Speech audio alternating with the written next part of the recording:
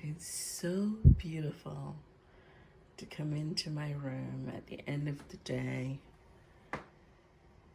and encounter this calming scene. It's incredibly beautiful, incredibly beautiful. These aren't mature plants.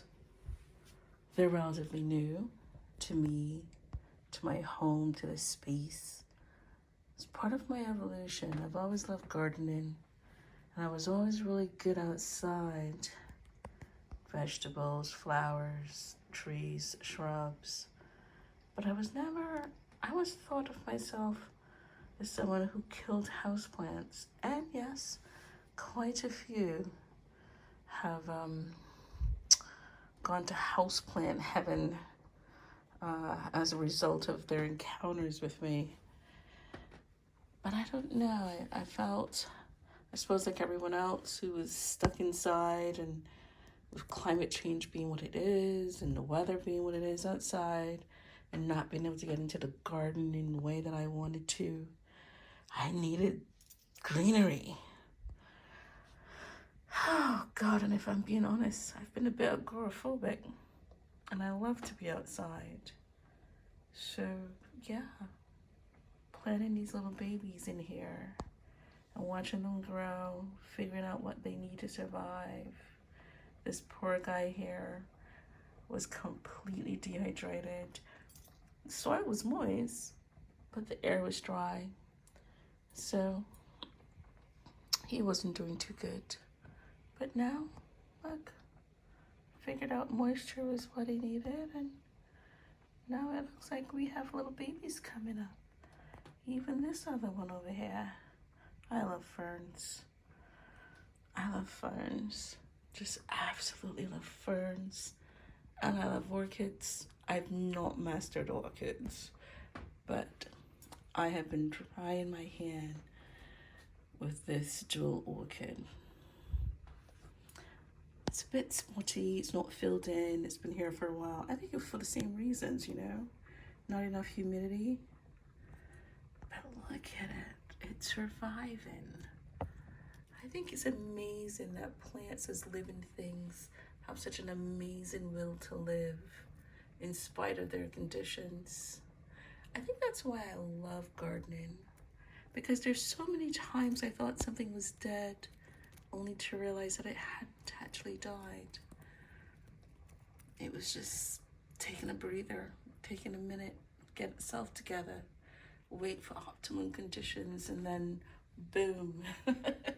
That's silly, it's not boom. But like, yeah. Takes a deep breath.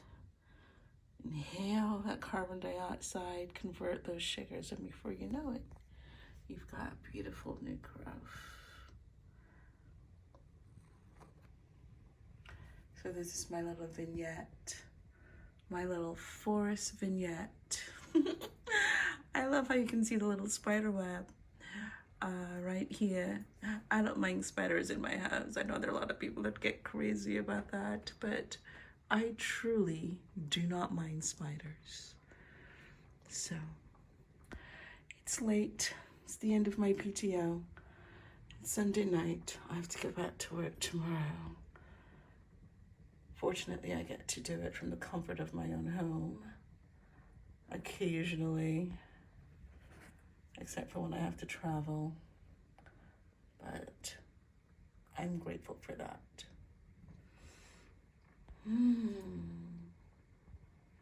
So,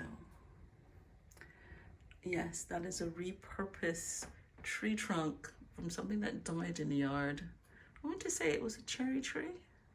I don't have Mullins. I want Mullins so badly. I think I will get Mullins. Maybe later this summer.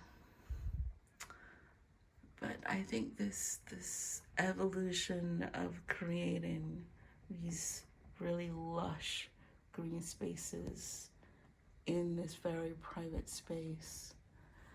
Not so private now because, yeah, but God, this is the thing I'm most proud of. This thing literally died back entirely this year. I mean, so I've always heard maiden ferns need shade, deep shade.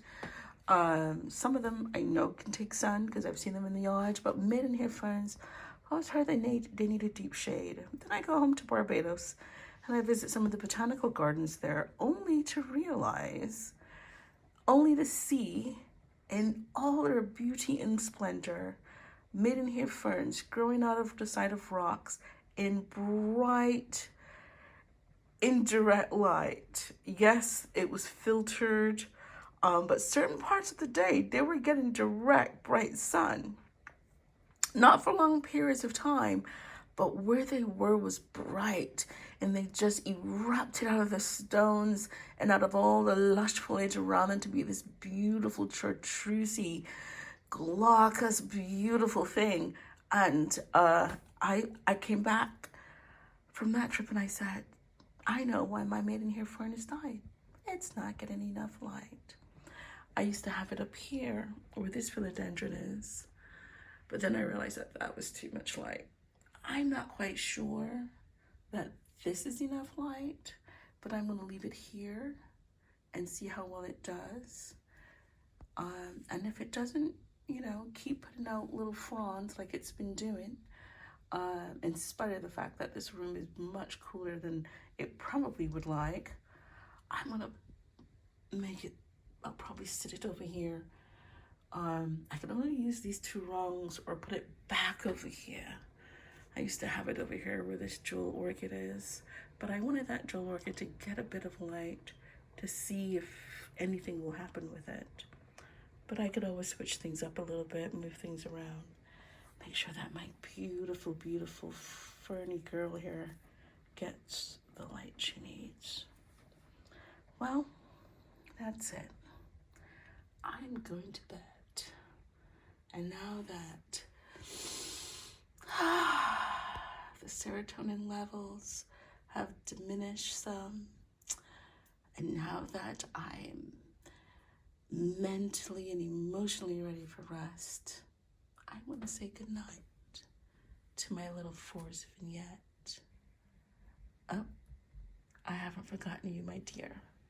Yes, my alocasia black velvet lost all its leaves at the end of the summer, and I just stuck it in a corner, kept it slightly moist, not completely dry, not wet, and just waited.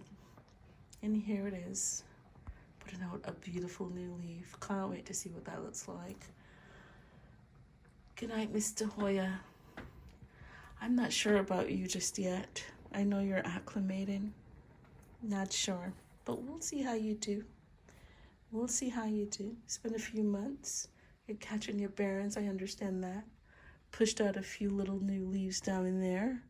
Don't see them right now, but I know they're in there. Nice burgundy new foliage. This guy hasn't put out any new foliage, but it looks good. I think the little nodes on it, though, are getting a little bit swollen and a little longer. So I'm hoping it's put out some aerial roots too. So I'm hoping that that's doing its thing, it's catching itself. And we'll see. Not sure how those guys back there will survive, but my vision is that they cascade, climb, and scramble up this beautiful, beautiful piece of tree trunk here, this cherrywood trunk. I think it's cherrywood. And yeah, it would be the jewel in this little forest haven nook that I have here. In the back there is also my pink princess. We'll see. She's a little slow, but since I've had her, she's put out 2 new leaves. The last one stayed relatively pink compared to the others. So I'm loving that. So hopefully she'll find her way up the little core pole I gave her and life will be good. Good night, my friends. Thank you for the joy you give me Thank you. I don't know why this happened. It was bent when it unfurled, and that's what happened. This one unfurled beautifully and is looking gorgeous, particularly against that brown wall. I love it. I love you. You're doing a great job. I have to go to bed. I'm going to plug out the light so y'all can go to bed, because I'm sure y'all are tired. Photosynthesizing all day. You want a moment to rest and rejuvenate yourselves. I know, I'm not ignoring you. You've just been struggling. And well, I didn't want to showcase your struggles to the world. But I know you're doing your best, because with all the struggles you have had, you are still going. You have an incredible will to survive. You and your little friend back there. I'm going to keep you guys moist, keep you, nice and humid in here. I don't mind it. I thought I would mind it, but you know what? It's good for my skin. So we're all going to glow and get beautiful together. But I do have to say goodnight now. All right? Good night, my friends. Bye-bye.